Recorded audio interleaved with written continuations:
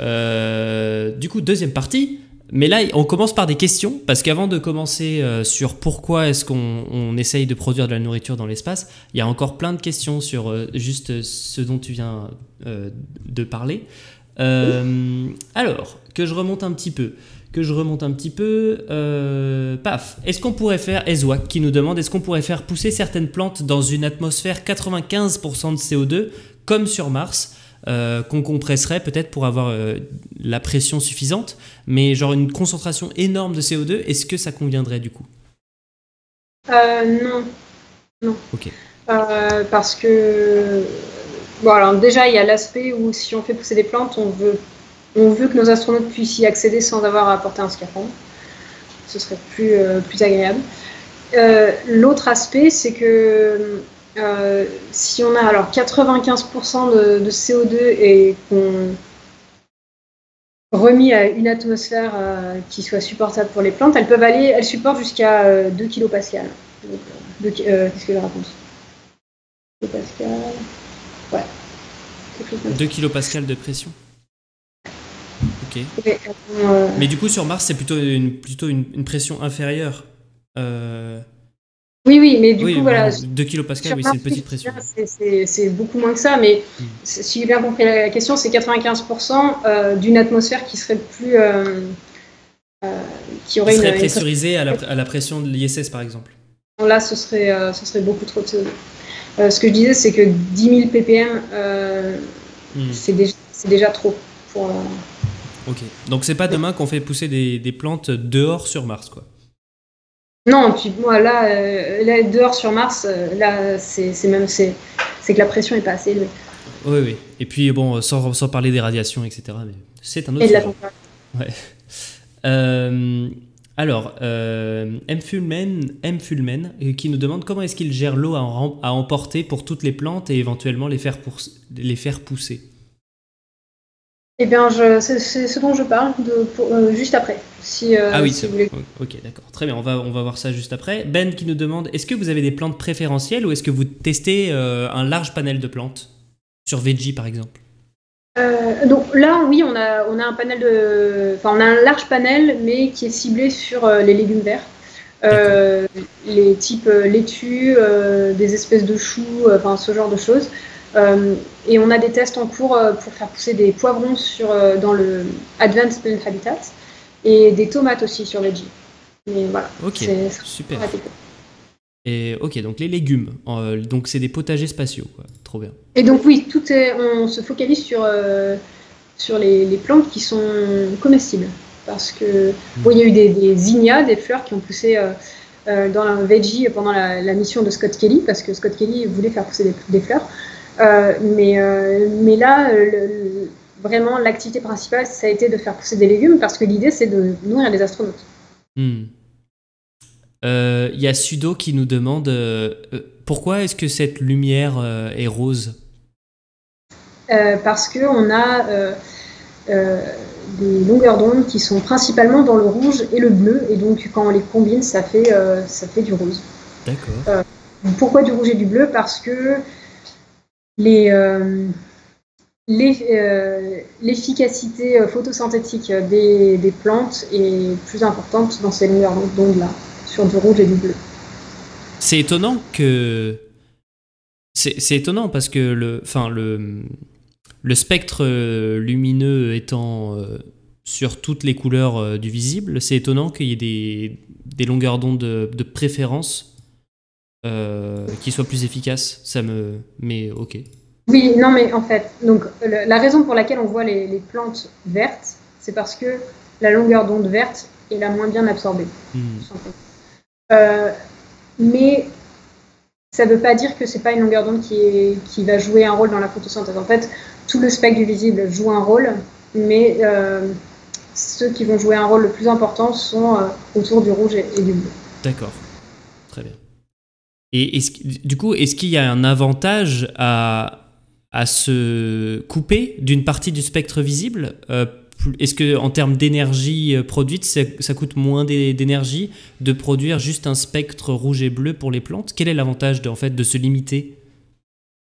Oh, l'avantage de se limiter. Donc là, Donc il y a principalement du rouge et du bleu, mais il y a aussi un peu de blanc et de vert dans Veggie. Bon, ça, on ne le voit pas là, mais voilà. L'avantage de se limiter, oui, c'est qu'on part du principe que ce qui va le plus servir dans la photosynthèse, c'est le rouge et le bleu. Mais encore une fois, les scientifiques sont revenus là-dessus, en fait. Mais avec du rouge et du bleu, on va avoir une grosse partie de la photosynthèse qui va être couverte, de l'absorption pour la photosynthèse qui va être couverte. Et donc, oui, l'idée, c'est de dire si on a moins de longueur d'onde, on va pouvoir avoir plus d'efficacité photosynthétique avec moins d'énergie électrique. D'accord, ok. Donc là, c'est super en fait, les réponses étaient dans le chat données par Alexandre, par Ezouak aussi, très bien. Je lis, excusez-moi. Une autre question, comment prévoit-on la quantité d'eau nécessaire en fonction des plantes à faire pousser? Ah, c'est une bonne question ça, oui c'est vrai. Comment vous savez que vous devez mettre 30 ml pour telle graine, 20 ml pour une autre? Là, ça a été beaucoup d'essais et d'erreurs et que mes collègues sont en train de... Enfin, c'est ce que mes collègues sont en train d'essayer de tester et pour avoir vraiment une vision un petit peu générale pour chaque espèce. Moi, mon espoir, c'est qu'avec les modèles sur lesquels je travaille, on puisse les utiliser pour prévoir ça. D'accord, ok. Mon espoir est ce à quoi je travaille. Oui, c'est... D'accord, super intéressant. On va voir ça juste après. Je me demandais combien...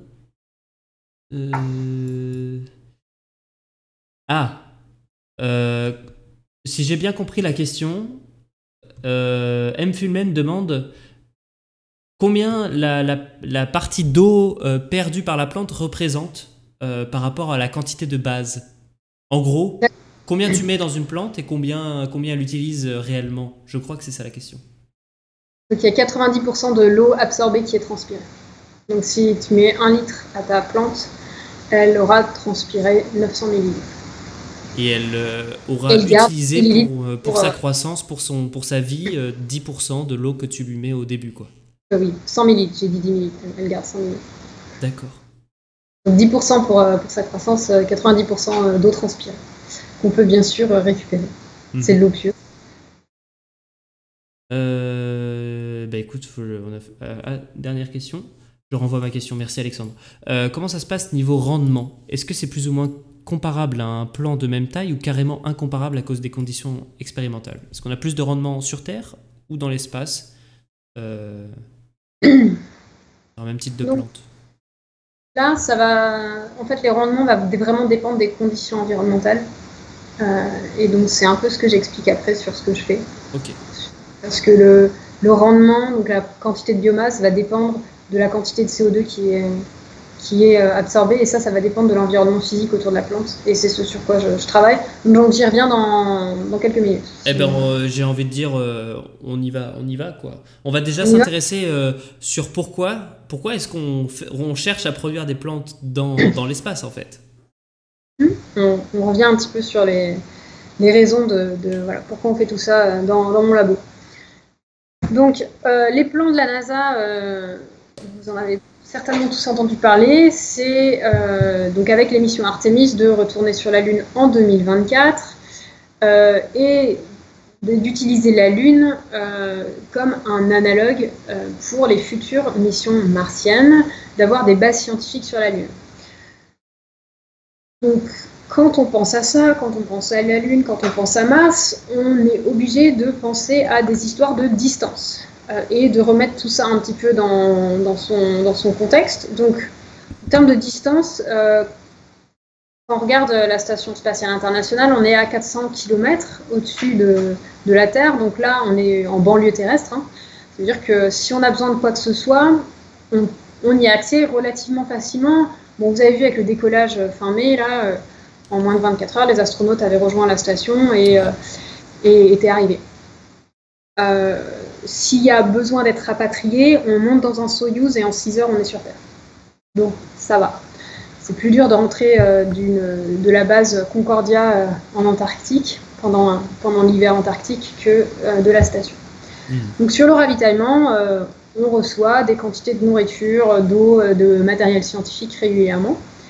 Et c'est comme ça que la station fonctionne. Il y a un recyclage de l'eau avec recyclage de l'urine et récupération de la vapeur d'eau qui est donc respirée par les astronautes, enfin qui est respirée, qui est transpirée, et qui constitue à peu près 85% de recyclage de l'eau.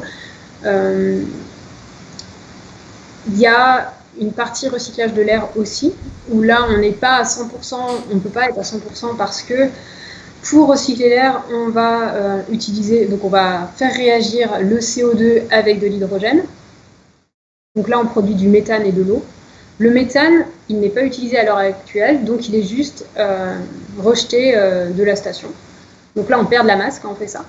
Et ensuite l'eau, on l'électrolyse et on a donc de l'oxygène. L'électrolyse, c'est-à-dire qu'on sépare la molécule d'eau en deux, en une partie oxygène qui va être utilisée par les astronautes et une partie hydrogène qui va pouvoir nous servir pour la réaction avec le CO2. Donc c'est là-dessus c'est ce qui se passe pour le recyclage d'air sur la station. C'est pas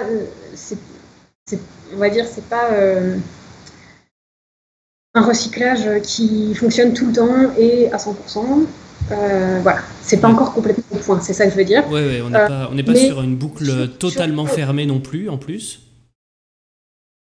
Mais sur l'oxygène, principalement, c'est l'électrolyse de l'eau.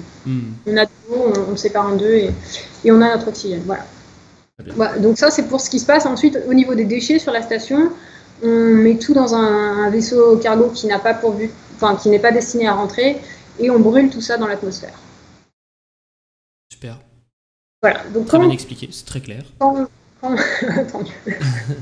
on pense à aller sur la Lune et qu'on envisage les distances, il faut penser à une surface qui est donc 1000 fois plus longue que la station. Et donc là, on est sur plusieurs jours de voyage. Et donc ensuite, on envisage Mars. Et là, on est 1 million de fois plus loin que la station. On est 1000 fois plus loin que la Lune et 1 million de fois plus loin que la station quand Mars et la Terre sont le plus éloignés. Là, c'est pas à l'échelle, il faut bien se rendre compte. Donc, oui, c'est très très loin, quoi. C'est vraiment très loin. Et je pense que déjà, si on voulait mettre en place une architecture de logistique qu'on a actuellement pour rejoindre la station spatiale, sur la Lune, déjà, ça va coûter cher. Sur Mars, c'est exorbitant, quoi. Le prix pour mettre en place une architecture de ce type-là, c'est terrible. Parce qu'en plus de ça, l'avantage de la station, c'est que on n'a pas à s'extraire d'une autre. On doit juste freiner sa vitesse pour revenir sur Terre, alors que sur Mars, il faut redécoller, puis freiner sa vitesse et revenir sur Terre. Enfin, c'est un enfer. Tout est beaucoup plus compliqué. Ah oui, c'est compliqué d'aller sur Mars.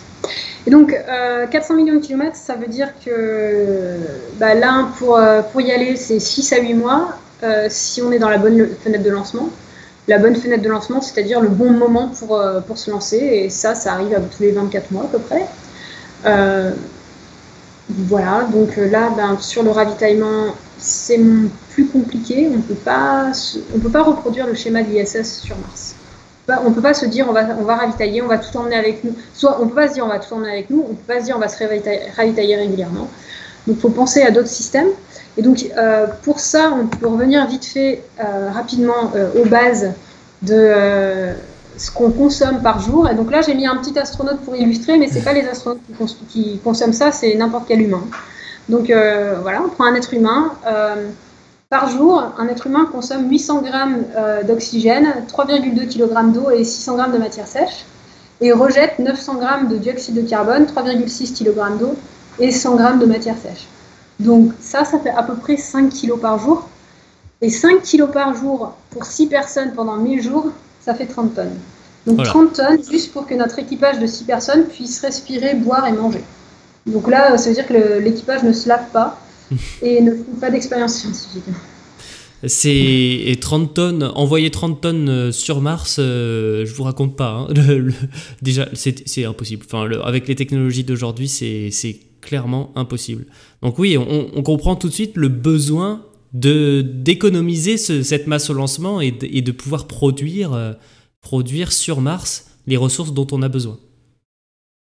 Voilà. Donc l'idée, c'est utiliser ce qu'on a sur place et recycler. Donc recycler, on veut pouvoir régénérer l'atmosphère, on veut pouvoir régénérer l'eau, recycler les déchets, produire de la nourriture et que toutes ces fonctions-là, si possible, fonctionnent en boucle fermée pour avoir le moins besoin d'amener d'éléments de l'extérieur, parce qu'on peut vite se retrouver limité. Et puis, on a besoin de rejeter le moins de choses possible à l'extérieur aussi, pour ne pas perdre de la masse sur ce qu'on a emporté. Voilà. Donc, concrètement, en gros, l'objectif ultime, c'est un système qui réussit à recycler, on peut pas dire 100% parce que c'est impossible, mais 99,9% de tout, quoi. C'est le système qui, sur papier, va recycler 100%.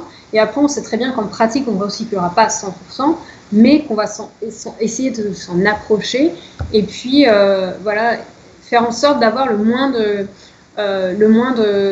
d'éléments extérieurs qui viennent. Donc, le système dont je parlais tout à l'heure, Melissa, est un écosystème artificiel. Là, c'est un système qui fait exactement ces fonctions-là, mais qui n'est basé que sur des organismes vivants.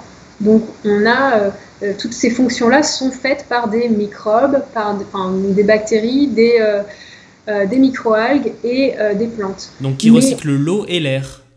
Qui recyclent l'eau et l'air, qui produisent de la nourriture et qui recyclent les déchets aussi. D'accord, c'est marrant. Donc, vraiment, les 4 fonctions sont faites par des organismes vivants. Maintenant, si on pense à un système de ce type pour Mars, pour la Lune, pour des missions de longue durée, bien sûr qu'on ne peut pas avoir une fonction qui n'est assurée que par une seule technologie. Il faut de la redondance dans l'espace, parce que si quelque chose tombe en panne, il faut qu'on ait un système qui fasse la même chose, mais complètement différemment. D'autant qu'on l'a vu, dans l'ISS, c'est une inconnue. Votre système Veggie, il y a toujours des inconnus parce que c'est du vivant et que c'est pas facile à contrôler, quoi. Voilà, la raison pour laquelle, pour l'instant, on n'a pas encore ces systèmes-là basés sur des organismes vivants qui sont testés sur la station ou qui sont utilisés pour maintenir en vie des astronautes, c'est parce qu'on n'a pas encore la fiabilité qu'on aimerait qu'ils aient pour pouvoir assurer ces fonctions-là. Donc, ce qu'on peut envisager pour une mission martienne, c'est d'avoir donc d'une part les plantes qui en transpirant vont recycler l'eau, mais aussi avoir donc tout un système comme sur l'ISS qui permet le recyclage de l'eau avec filtration et distillation. Et puis on peut imaginer donc sur le recyclage de l'air, pareil, donc des microalgues et des plantes qui vont assurer cette fonction-là. Et puis ensuite, ce que je disais tout à l'heure, donc réacteurs de Sabatier et électrolyse, qui sont des systèmes physico-chimiques pour assurer aussi ces fonctions-là, ou d'autres choses. Pour le recyclage des déchets, pareil, on a des systèmes, on a énormément de recherche qui est faite sur la conversion des poubelles en fait, de l'espace en ressources qu'on puisse utiliser. Et en fait, l'élément bloquant, on va dire, c'est la production de nourriture, à part avec des plantes ou des microalgues, mais à part avec des organismes vivants, on ne sait pas faire. Donc, on a besoin des plantes. C'est la base de notre chaîne alimentaire. On ne peut pas produire de nourriture sans autres êtres vivants, non ? Voilà. C'est... À moins que... Non, j'allais dire... Parce que je réfléchis à les trucs ultra synthétiques, les espèces de compléments protéinés, les trucs comme ça, mais il y a toujours de la farine ou des choses... je sais pas. Je ne sais pas exactement comment ils sont faits, mais effectivement, si on veut produire ce genre de protéines, donc compléments protéinés, ça va être basé soit sur des protéines animales, soit sur des protéines végétales. Et donc dans ce cas-là, si c'est issu de protéines végétales, forcément, c'est des plantes qui les fournissent. C'est des protéines animales. Il a bien fallu des plantes ou d'autres animaux pour que les protéines voient le jour. Donc, petit aspect de la nourriture à l'heure actuelle sur la station. Donc, c'est de la nourriture qui est emballée, où les astronautes n'ont qu'à rajouter en fait de l'eau chaude ou faire réchauffer la nourriture donc, pour la manger. Donc ça va très vite. Donc en termes de temps d'équipage, c'est très intéressant pour tout le monde. Par contre, en termes de ravitaillement et de déchets générés et voilà, de système un petit peu fermé, on n'y est pas du tout. Mais voilà, donc c'est thermostabilisé ou lyophilisé, donc ça permet en fait, ça veut dire que cette nourriture peut rester à température ambiante pendant plusieurs mois, et donc les astronautes peuvent comme ça la consommer pendant tout le temps de leur mission. Donc voilà, et ensuite... Alors, avant de continuer, Lucie, j'ai quelques questions sur le chat. Il y a Sudo qui nous demande, est-ce qu'on a étudié la possibilité d'élever des algues comme la spiruline, je ne connaissais pas, qui ne nécessitent que des bacs, des pompes et des tuyaux qui peuvent donc se cultiver quasiment en automatique? Ah, c'est un petit peu plus compliqué que ça pour la spiruline, mais oui, la spiruline, c'est la microalgue qui est incluse dans le projet Mélissa. Donc, Donc dans le système qui va régénérer l'atmosphère et produire de la nourriture, on a de la spiruline et on a les plantes. La spiruline, si on veut la cultiver en environnement contrôlé et être sûr bien assurer le rendement, etc., il faut des bioréacteurs qui sont un petit peu compliqués. Et on a un petit bioréacteur avec de la spiruline qui est allé sur la station en 2018. Et qui a bien fonctionné. Et puis l'année dernière, on avait un bioréacteur avec de la chlorelle qui allait sur la station, un réacteur un peu plus gros, où ça avait bien démarré. Puis ensuite, l'expérience n'a pas pu aboutir comme il le souhaitait. Mais voilà, il y a des tests comme ça qui sont faits avec des plantes sur la station. Alors après, oui, la culture de microalgues en apesanteur, c'est un peu plus complexe que dans des environnements où on a de la gravité. Ouais. Il y a peut-être tous les aspects de séparation de phase liquide, phase gazeuse, qui est un petit peu complexe à mettre en œuvre. Il y a Karim qui nous pose une question super intéressante. Est-ce que tes études, ton travail, pourraient avoir des impacts? Et alors, on n'a pas encore bien décrit ce que tu allais faire, mais on va y venir juste après. Mais est-ce que ton travail ou le travail des équipes là de la NASA ou des gens qui étudient la pousse des plantes dans l'espace pourrait avoir un impact sur la manière de faire pousser des plantes sur Terre en optimisant par exemple les apports en eau, nutriments et en lumière? Oui, c'est tout l'enjeu d'ailleurs. C'est vraiment tout ce qu'on fait. Tout ce qu'on fait en laboratoire, il y a toujours un aspect application terrestre et on est en communication permanente avec l'INRA en France, par exemple, ou USDA ici aux États-Unis. Donc USDA, c'est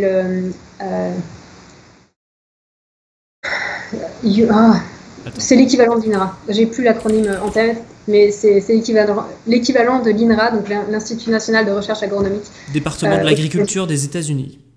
Voilà, merci. Voilà. Donc c'est l'équivalent et on est en lien tout le temps avec eux pour des projets en commun et pour bénéficier de nos recherches, pour avoir un bénéfice mutuel de nos recherches. Donc que nous on leur apporte quelque chose et que eux nous apportent quelque chose avec leur maîtrise de tout ce qui touche à l'agriculture. On a une nouvelle question sur les bactéries, mais cette fois-ci j'ai l'impression que la question est orientée. Est-ce que les bactéries qu'il y a dans les organismes vivants comme les plantes, etc., est-ce que vous regardez le risque qu'elles s'échappent et qu'elles sortent et qu'elles colonisent Mars, ou est-ce que vous avez des contraintes aussi de protection planétaire mises en place dans vos systèmes? Alors, pour l'instant, comme on n'a aucune expérience qui est destinée à aller sur la Lune ou sur Mars, nous, personnellement, on n'applique pas ce genre de procédure. Par contre, bien sûr, les mesures de protection planétaire, elles sont pour tout le monde. Et le jour où on amène des organismes vivants à la surface de la Lune ou à la surface de Mars, bien évidemment qu'il faudra s'assurer qu'on n'ait pas des petites bestioles qui viennent coloniser ces planètes. Enfin, lune et planète, sachant que la probabilité pour que ces bactéries-là ou ces organismes-là résistent à un environnement lunaire est quand même assez faible. Sauf si on amène des tardigrades, bien sûr. Mais voilà, sur les organismes avec lesquels on travaille, il n'y a pas forcément trop de risques. Mais mesures de protection planétaire obligées. Ok, très bien. Bah ouais, tout le monde doit s'y coller. Hein. Même si, on pourrait revenir, et je vois qu'il y a Ezwak sur le chat là-dessus. C'est un gros débat, ces mesures de protection planétaire. Mais bon, ça n'est pas le débat de ce soir. Si tu souhaites continuer un petit peu ta présentation, et après, il y a une autre question, mais que je poserai sur la slide où on voit, tu sais, la sphère en environnement sur Mars. Très bien. Donc là, j'ai sur cette photo donc Christina et Jessica, qui étaient 2 astronautes qui étaient sur l'ISS récemment, et vous avez surtout derrière elles 2 Veggie, donc ils sont dans un express rack. C'est le nom de ce genre de rack où on met certaines expériences. Et donc là, les espèces de parois en accordéon dont je vous parlais tout à l'heure, vous les voyez bien. Vous voyez que là où il y a ma souris, on a cette espèce de plastique là, et donc c'est ces parois qui sont en accordéon et qui permettent la fermeture du système. Donc là, elles l'ont penché pour pouvoir faire la récolte. Mais donc les diodes électroluminescentes, les LED sont ici, sur le haut. Et donc en temps normal, cette partie qui est orientée vers nous est en fait penchée à 90 degrés pour que les plantes aient la lumière juste au-dessus d'elles. Enfin, au-dessus, mais grand-chose dans l'ISS, mais sur cette partie-là. Voilà. Donc attends, j'ai pas bien compris ça. Donc attends, la lumière vient du haut, tel qu'on voit là. Le bac, le Veggie, en fait, il est à plat contre le mur du fond. Là, pour l'instant, il est comme ça. Pour l'instant, il est mis comme ça parce qu'elles sont en train de faire la récolte et que c'est plus simple. D'accord. En fait, mais de base, il est à plat dans le plan, pour qu'elle fasse face à la lumière, non? Voilà. Ouais, en fait, donc si je vais juste faire rapidement sur cette photo-là, où là on voit le Veggie. Donc on a la lumière même dans l'ISS. Oups, bon j'ai cliqué, mais c'est pareil. On a donc la lumière qui dans l'ISS est au-dessus là. Et pour faire la récolte, vous voyez, moi je l'ai posé, je l'ai sorti de son enceinte, je l'ai posé à côté et je fais ma récolte. Le problème, c'est qu'on ne peut pas faire ça dans l'ISS. Mais l'avantage qu'on a dans l'ISS, c'est qu'on peut basculer Veggie sans risquer quoi que ce soit. Et c'est facile en plus. Parce qu'on n'a pas de masse. Et donc, ce qui se passe là, c'est que les astronautes, au lieu de sortir Veggie, l'ont juste incliné à 90 degrés pour pouvoir couper les plantes facilement. Donc au départ, c'était comme ça, ouais, avec la lumière au-dessus. Ouais. Et puis, elles ont juste tourné le Veggie comme ça pour récolter les plantes qui se trouvent ici. Très bien, très bien. Et alors, question, là, c'est de la récolte pour la consommation à bord de l'ISS ? Alors, c'est les deux. Donc cette partie-là, cette quantité-là sera consommée. Vous voyez, ça fait vraiment peu de nourriture. Alors qu'est-ce qu'on a là d'ailleurs ? C'est quoi comme plante ? C'est de la menthe ? Non, c'est... Je me demande si ça ressemble un peu à des feuilles de radis. Je ne sais pas exactement quelle espèce ils faisaient pousser ce jour-là. Je suis toujours un petit peu confuse sur le type d'espèce qu'ils ont. Mais c'est des légumes verts en général qu'on peut consommer. Donc je pense pas que ce soit des feuilles de radis, parce que les feuilles de radis ce serait pas très bon, et surtout en fait je dis des bêtises parce que il n'y a pas eu de radis dans Veggie. Donc là c'est une plante type salade, voilà, qu'on peut consommer comme ça dans des sandwichs ou comme ils veulent. Souvent ils sont très contents, donc ils vont juste les manger comme ça. On n'est même pas sur de la nourriture, une quantité suffisante pour apporter un supplément. C'est vraiment, enfin c'est ridicule en quantité. Ouais, rien. Et donc parce que sur donc quand ils ont que un veggie, il y a 6 plantes, et donc sur ces 6 plantes, il y a la moitié qui est destinée à des analyses microbiologiques ou autres sur Terre. Donc eux, ils gardent que la moitié pour manger, et puis le reste est envoyé pour des analyses. C'est pour ça que c'est si petit. Mais un plant veggie, une fois qu'il est poussé à maturation, donc la moitié est faite pour manger, l'autre moitié est faite pour analyse, mais le plant est fini, terminé. Il peut pas ensuite reproduire, se redévelopper. On le tue, quoi, en gros. Alors ça dépend de l'expérience. Il y a des expériences où effectivement c'est on n'a qu'un cycle de croissance. Donc on fait pousser la plante du début à la fin, et puis à la fin, voilà, on coupe tout et c'est terminé. Il y a aussi des expériences qui vont durer plusieurs mois, où là, on fait pousser la plante. Au bout de 3 semaines, on lui enlève quelques feuilles qu'on va manger et réserver pour l'analyse. Et puis 3 semaines plus tard, on lui enlève encore quelques feuilles, etc. jusqu'à la fin. Donc c'est un peu plus long, mais c'est plus orienté long terme, cette manière-là, quoi. Ok. Ok, très bien. Je me demande si c'est pas du kale, ça, ou du pak. Non, c'est pas du pak choi, je sais plus. Enfin, voilà. C'est un légume vert qu'on peut manger en salade. À quand la menthe pour faire le mojito de l'espace? Mais grave. Très bien. On fait pousser des herbes aussi au labo pour type basilic, type ciboulette, etc. pour agrémenter les repas. Ce sera important. Ah ouais, c'est vrai que en vrai, ça doit être super de pouvoir mettre.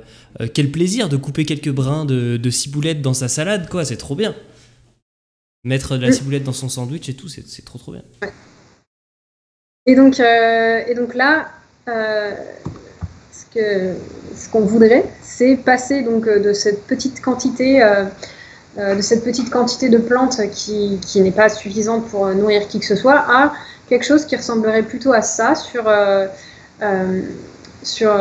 Mars, une serre martienne, où là on aurait une diversité de plantes importante, qui permettrait de couvrir une grosse partie des besoins nutritionnels de l'équipage, et qui serait un peu plus durable et qui s'intégrerait dans un système support vie dont j'ai parlé tout à l'heure.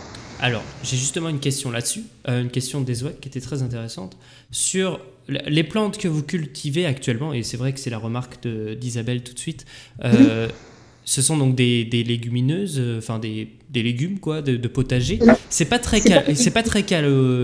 calorifique. Ouais, c'est pas très. Il n'y a pas un énorme apport d'énergie comparé à des plantes comme des céréales, blé, maïs, riz. Est-ce que vous avez le projet où déjà étudier ces céréales et la pousse des céréales dans des conditions similaires? Alors, il y a plusieurs questions là. La raison pour laquelle les plantes qui poussent sur l'ISS à l'heure actuelle sont ce type de plantes, c'est parce que ce type de plantes pousse très vite. Le problème du riz, du blé, des tomates, des patates même, c'est que ça met 3 à 4 mois à pousser. Donc, à arriver à maturité. Et puis le blé, une fois que c'est à maturité, qu'est-ce qu'on en fait? On ne peut pas manger les plants de blé comme ça, on ne peut pas manger les graines de blé comme ça. Donc, c'est pas applicable à ce qu'on fait là avec Veggie. Donc, on a besoin de plantes qui vont pousser rapidement et qui vont permettre d'avoir un petit complément, parce que pour le moment, on est sur de la démonstration technologique. On est en train de montrer qu'on peut le faire, sur du long terme, qu'on peut avoir plusieurs expériences Veggie à la suite, qu'on peut tester différentes espèces et voir comment ça se passe. C'est de la recherche, donc c'est très incrémental et très lent. Mais je comprends, tu vois, que quand on est au début de cette recherche, justement, on aille vraiment vers la solution qui est la plus pratique dans les conditions dans lesquelles tu vas la tester aussi. On n'a pas un temps illimité, donc forcément aller plus vite, ça veut dire aussi pouvoir tester plus d'échantillons, avoir plus de données, donc c'est intéressant par rapport à des plantes qui poussent plus lentement. Et puis, comme tu le disais très bien, et c'est vrai que c'est mangeable tout de suite, donc ça fait sens en fait. C'est un choix logique, quoi. Et donc Isabelle disait que les Russes ont fait pousser du blé sur Myre. Oui, c'est ce que je disais tout à l'heure. Ils ont fait pousser du blé sur Myre. On a aussi eu du blé qui a poussé dans Advanced Plant Habitat il y a à peu près 2 ans, quand ils ont fait la démonstration technologique de Advanced Plant Habitat. Le problème du blé, c'est que une fois qu'il est poussé, on ne le consomme pas comme ça. On va juste avoir du blé qui a poussé. Donc c'est un petit peu dommage. Et donc si on veut, il y a plusieurs aspects vraiment avec Veggie. C'est d'une part l'implication des astronautes dans la culture de ces plantes.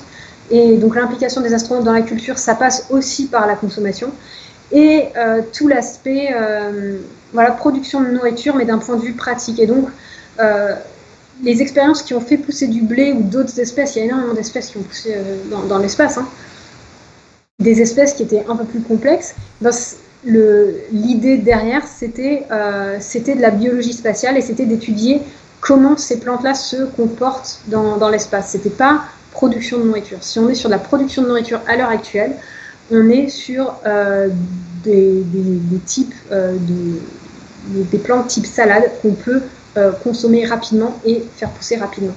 Maintenant, dans les plantes candidates pour des missions longues, bien sûr qu'il y a des plantes riches en glucides type patates douces, type soja pour les protéines, type cacahuète aussi pour tout ce qui est apport en gras et en protéines, puisque les cacahuètes ne poussent pas sur un arbre comparé à d'autres noix, type noix comme les amandes, etc. Donc on est sur, il y a des listes de plantes candidates pour l'espace qui ont été établies déjà depuis les années au moins 80. Et donc en fait les plantes qu'on fait pousser, ça dépend vraiment de la mission dans laquelle on est.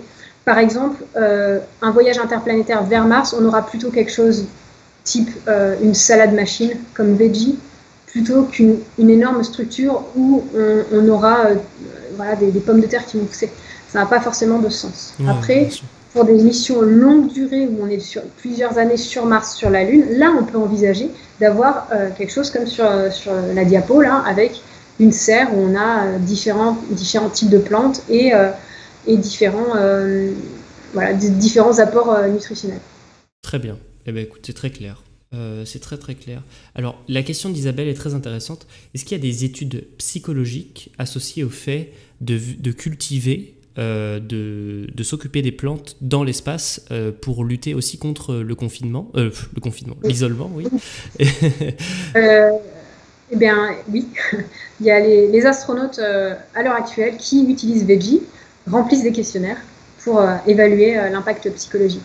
Il y a eu certaines études qui ont été faites dans les missions analogues et notamment j'en ai mené quelques-unes et je suis en train de travailler un papier qui sortira, j'espère bientôt, sur les interactions plantes-humains dans des missions analogues, donc pas dans l'espace. Dans l'espace, c'est compliqué parce qu'il n'y a pas énormément d'astronautes et pas énormément non plus de plantes. Et donc, avoir des astronautes qui veulent bien participer à ces études-là, qui ont le temps, et qui sont aussi impliqués dans la manip elle-même, et ben c'est compliqué. Par exemple, sur Veggie, là, quand on a 6 astronautes sur l'ISS, on a 1 ou 2 astronautes qui s'en occupent sur une période de 5-6 mois, ou de 3 mois. On ne va pas avoir les 6 astronautes un à un qui vont s'en occuper. Et donc, comme il n'y a que les astronautes qui s'occupent de Veggie, qui répondent au questionnaire, si j'ai bien compris, eh bien, ça va limiter le nombre de données. Donc, c'est pour ça que c'est compliqué d'avoir ce genre de données sur l'espace. Par contre, des données sur l'effet des plantes, sur les gens, que ce soit en hôpital, en maison de retraite, à l'école, dans les bureaux, voir des images de nature sur un ordinateur, pour les personnes qui sont en convalescence, on a des données sur ça à foison. Il y en a plein. Et les vertus thérapeutiques du jardinage aussi, il y a énormément de données là-dessus. Donc voilà, on a quelques données sur l'effet des plantes sur les gens sur Terre. On les a pas encore dans l'espace. Mais l'hypothèse, c'est que parce que ça a des effets bénéfiques sur les gens qui sont sur Terre, qui s'en occupent, on peut penser que ça aura le même genre d'effet bénéfique pour les astronautes, sachant que parfois ça fait un petit peu comme leur animal de compagnie. On a des astronautes comme ça qui ont fait pousser des plantes de manière illégale sur la station. Je ne sais pas si vous avez lu Diary of a Zucchini, donc le journal intime d'une courgette, avec Don Pettit, astronaute américain, qui avait amené des graines de courgettes avec lui, et sans rien dire à personne, a fait pousser ces plantes sur la station dans des restes de sacs de nourriture qu'il avait. Et à chaque fois qu'il prenait des photos de la station, parce qu'il faut qu'ils prennent des photos, les astronautes, au moins une fois par semaine, pour montrer que tout est en ordre, il cachait la plante pour que personne ne s'aperçoive que la courgette était en train de pousser. C'est énorme, je ne connaissais pas du tout cette histoire. Oui, donc il y a certaines personnes qui ont un lien un peu plus intime, je dirais, avec les plantes et la croissance des plantes, et qui aiment bien s'occuper de donc, bon, j'ai beaucoup pensé à ma maman quand t'as dit tout ça, parce que moi, ma maman, elle sait exactement son métier, elle s'occupe aussi elle est paysagiste, et elle est très attachée à ce que les habitants reconnectent avec la nature, et donc réfléchir à comment organiser les villes pour que les habitants, les gens de toute génération soient de plus en plus connectés à la nature, donc mettre en place des parcs, des espaces verts et des choses comme ça, parce que justement, elle est non seulement persuadée, mais aussi parce que c'est prouvé scientifiquement que les plantes ont des bienfaits thérapeutiques sur le bien-être des gens. Donc c'est très important. Et dans nos sociétés, c'est vrai qu'on a peu de rapports, de moins en moins de rapports à la nature, et c'est très important de revenir à ces racines-là. Et ça m'étonne pas, tu vois, quand tu me dis qu'il y a des astronautes qui en mettent des courgettes dans l'espace parce que ça va leur manquer, ça m'étonne pas. Et c'est super de voir que même quand on est très loin de notre planète, eh ben, on a toujours besoin de s'y raccrocher, tu vois. Donc c'est très intéressant, c'est marrant. Bon allez, je continue. Continue, vas-y. Donc, donc voilà, donc on parle beaucoup des plantes là, et de la possibilité de les faire pousser sur d'autres planètes, et la possibilité d'utiliser ces plantes comme support de vie pour des astronautes. Mais avant de faire ça, il faut qu'on soit capable de comprendre vraiment comment elles se comportent dans ces conditions-là, et quels sont les mécanismes de croissance. Je parlais tout à l'heure d'un problème de fiabilité. Les agences spatiales ont toujours été un petit peu hésitantes à utiliser des organismes vivants pour assurer les fonctions fondamentales de support vie, parce que il nous manquait de la fiabilité sur ces organismes vivants. Donc si on comprend mieux comment tout ça se comporte et fonctionne, on aura une fiabilité plus grande. Alors, un des aspects, et on en a parlé, on n'en a pas parlé, mais il y a eu une question dessus tout à l'heure, c'est les échanges gazeux. Et c'est là-dessus que je me concentre. Les échanges gazeux, qu'est-ce que c'est ? C'est finalement la photosynthèse et la transpiration. La photosynthèse, absorption de dioxyde de carbone et rejet de vapeur d'eau et d'oxygène. Et puis on a un phénomène qui fonctionne en parallèle, qui est la transpiration. Donc quand on regarde une plante qui fait de la photosynthèse, bon, elle photosynthétise et elle transpire en même temps. Voilà, donc dès qu'on met de la lumière sur une plante, voilà ce qui se passe. Les échanges gazeux, donc quand je dis les échanges gazeux, ça concerne les trois flux que vous voyez sur cette photo. Ça concerne l'absorption de CO2 et le rejet d'oxygène et de vapeur d'eau, donc la production d'oxygène et de vapeur d'eau. Ces échanges gazeux vont être conditionnés par ce qu'on appelle l'épaisseur de couche limite. La couche limite, c'est l'espèce de chose que j'ai dessinée là, que vous voyez au-dessus de la feuille. La couche limite, vous la connaissez si vous faites de l'aérodynamique. Donc, dès que vous mettez un objet dans un flux d'air, vous allez avoir une couche limite qui se forme au-dessus de cet objet. Et en fait, cette couche limite, c'est tout simplement une couche dans laquelle la vitesse de l'air est inférieure à la vitesse du reste du fluide. Donc, ce qui se passe quand on est sur la Station spatiale internationale et qu'on a oublié de mettre de la ventilation sur notre plante, c'est que cette couche limite va devenir très épaisse. Pourquoi ? Parce qu'il n'y a pas de convection naturelle sur la station, en apesanteur. La convection naturelle, c'est ce phénomène qui fait que l'air chaud monte sur Terre et l'air froid descend, et donc on a un brassage naturel de l'air tout le temps. Sur la station, on n'a pas ces effets d'air chaud et d'air froid et de ce brassage naturel. Et donc on a des couches d'air stagnant qui vont se retrouver au-dessus des feuilles et qui vont limiter les échanges gazeux. Donc les échanges gazeux deviennent très réduits. Donc une des façons avec laquelle une des façons qu'on a de lutter contre ces échanges gazeux qui sont très réduits à cause de la couche limite qui est très grande, c'est tout simplement d'ajouter de la ventilation, et c'est ce qui a été fait depuis des années sur la station, donc sur l'ISS, sur Mir, dès qu'on a emmené des plantes dans l'espace. Enfin, sur Mir, au début, c'est pour ça aussi qu'ils avaient des problèmes avec les plantes qui poussaient mal, c'est parce qu'il n'y avait pas de ventilation, et donc on ne comprenait pas pourquoi, et voilà. Et la ventilation, ça a aussi comme avantage, en renouvelant l'air, d'empêcher l'éthylène de s'accumuler. L'éthylène dont j'ai parlé tout à l'heure, qui est une hormone qui va inhiber un petit peu la croissance. Donc là, sur les échanges gazeux, une fois qu'on a mis de la ventilation, la couche limite devient beaucoup plus faible, beaucoup plus petite, et on a des échanges gazeux qui sont optimums. Alors, quand on réfléchit à une serre grande échelle comme celle que je vous ai montrée tout à l'heure, on peut se dire, le problème est réglé, on met suffisamment de ventilation et on aura des plantes qui pousseront de manière optimale.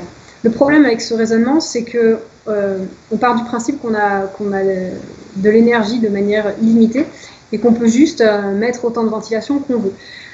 En faisant ça, si on caractérise pas exactement à partir de quand on a suffisamment de ventilation pour avoir de la photosynthèse, un niveau de photosynthèse qui soit acceptable sans gaspiller d'énergie, si on ne regarde pas ça, on va très vite se retrouver avec donc une structure énorme, donc avec énormément de ventilateurs, et on va forcément gaspiller de l'énergie. Et dans un contexte lunaire ou martien où l'énergie est vraiment une ressource limitée, on n'a pas envie de faire ça. L'autre aspect, c'est que des plantes qui sont soumises à une ventilation trop forte sont des plantes stressées mécaniquement, et des plantes stressées mécaniquement ne vont pas pousser de manière optimale non plus. Donc, il faut trouver le juste milieu d'économiser de l'énergie et de ne pas trop souffler fort. C'est ça. C'est principalement ce à quoi je m'intéresse pendant mon postdoc ici.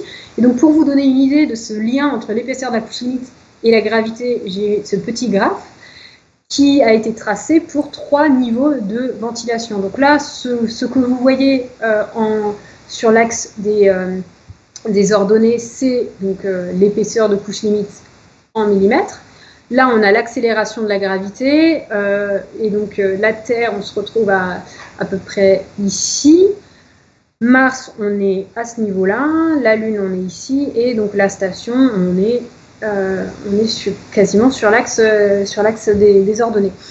Les 3 différentes ventilations, c'est 0,01 mètre par seconde, c'est très très faible. Ensuite, on a 0,1 mètre par seconde, ça reste dans les ventilations, parmi les ventilations les plus faibles qu'on fournit à des plantes. Et puis ensuite, on a donc la dernière, là, j'arrête pas de faire ma souris, désolée, 1 mètre par seconde. Ce qu'on remarque directement, c'est que par rapport aux 2 ventilations très faibles, l'influence de la gravité sur cette épaisseur de couche limite quand on est à 1 mètre par seconde est gommée. On ne le voit quasiment plus. Ouais. Alors que sur les 2 autres, on a quand même une différence assez marquée entre ce qui se passe dans un contexte terrestre et dans un contexte martien, lunaire, ou bien sûr sur la station.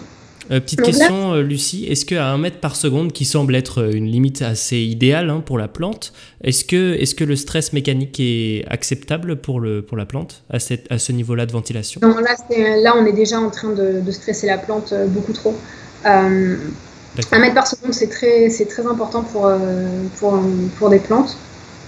C'est une très grosse vitesse de vent et c'est trop. Donc on est déjà en train de gaspiller de l'énergie là, 1 mètre par seconde. Idéalement, on se situerait aux alentours de 0,5 mètres de 0,2, 0,3 mètres par seconde. Moi, la question que je me pose, c'est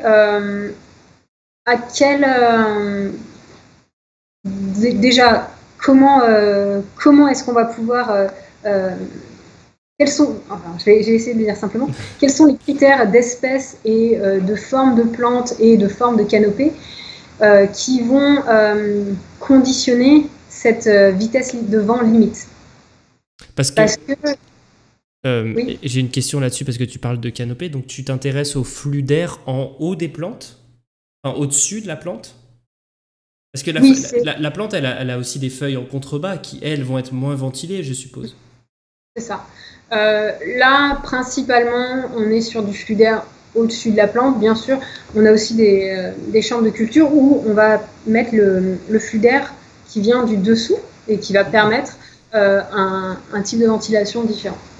Là, je m'intéresse surtout à une ventilation qui viendrait d'un côté et qui passerait sur le dessus de la plante. Donc voilà, essayer de voir quels sont déjà ces paramètres d'espèces qui vont influer ça, parce que je ne peux pas... donc moi, je fais plutôt du modèle, et donc je ne peux pas faire des expériences sur, je sais pas, 100 espèces différentes de plantes et déterminer quelles sont les vitesses de vent limites pour chaque configuration. Enfin, c'est pas possible. Déterminer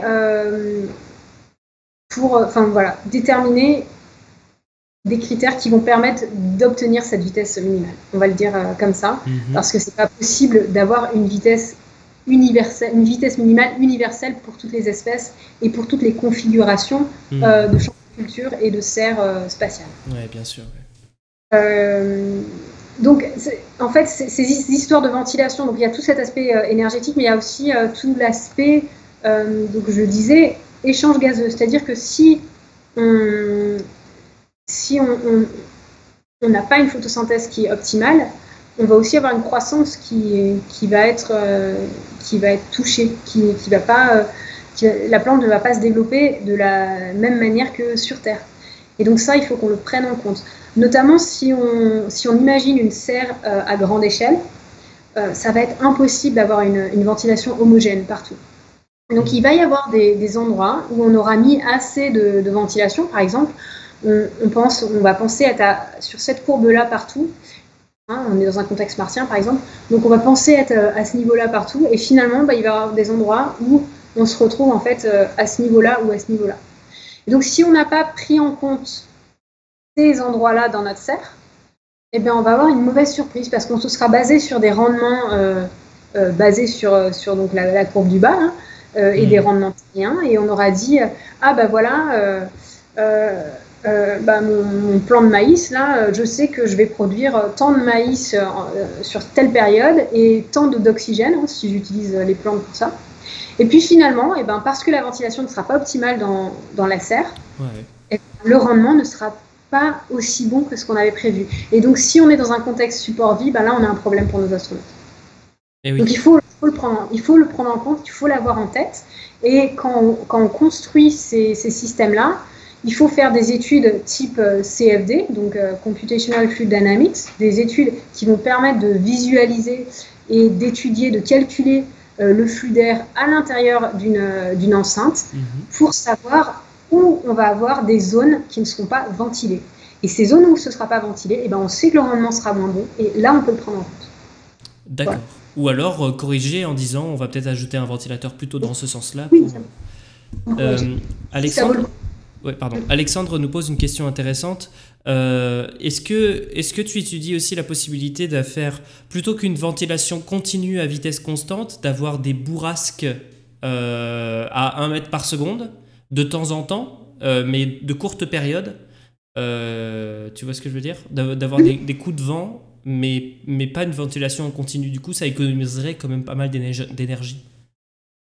Alors, des bourrasques comme ça, personnellement, je ne l'étudie pas. Je ne sais pas si... J'essaie de réfléchir si j'ai vu passer des choses à ce sujet-là, mais je ne pense pas. Ça pourrait être intéressant. Maintenant, ce qui pourrait se passer aussi, c'est qu'en ayant des bourrasques comme ça, intermittente, à 1 mètre par seconde, on stresse la plante de manière périodique. Et donc là, d'un point de vue physiologique, ça peut avoir des réactions qui vont inhiber en fait le reste des mécanismes. Alors moi, avec ma vision un peu ingénieure, puis plutôt environnement physique, j'ai toujours du mal à envisager tous ces aspects biochimiques, mais effectivement, la réaction des plantes à certains paramètres environnementaux, parfois, va faire que voilà, ça va complètement les inhiber. Et même si l'environnement idéal est rétabli peu de temps après, elles ne vont pas forcément retrouver leur métabolisme avant quelques minutes, et donc voilà, on aura perdu ça. L'autre aspect, c'est que si on est à des ventilations faibles ou pas de ventilation pendant un certain temps et puis une bourrasque, pendant qu'on est à ces ventilations faibles, on a aussi des soucis de température de feuilles qui vont augmenter, et parce qu'il n'y aura pas suffisamment de transpiration, et donc si on a une feuille qui chauffe trop, là aussi on peut avoir des problèmes d'un point de vue métabolique. D'accord. En fait, si je comprends bien, la difficulté, c'est que vous essayez de tirer le rendement maximal de la plante et donc de produire les conditions environnementales idéales pour elle, qui, même si elle était sur Terre, elle ne les verrait jamais, parce une plante, elle subit des bourrasques de vent à plus de 1 mètre par seconde parfois, ça la stresse, et du coup elle a des rendements inférieurs, il y a de la pluie, il y a de la grêle, tu vois ce que je veux dire ? Tout ça est compensé par le fait que tu as des récoltes plus ou moins grandes et là vous êtes limité en espace et en énergie, donc vous essayez absolument que chaque plante soit dans une condition idéale. Est-ce que c'est pas une contrainte trop importante, et est-ce que vous pouvez pas vous permettre justement d'emporter plus dans des conditions moins strictes? Est-ce que c'est pas plus intéressant que d'emporter moins dans des conditions très strictes?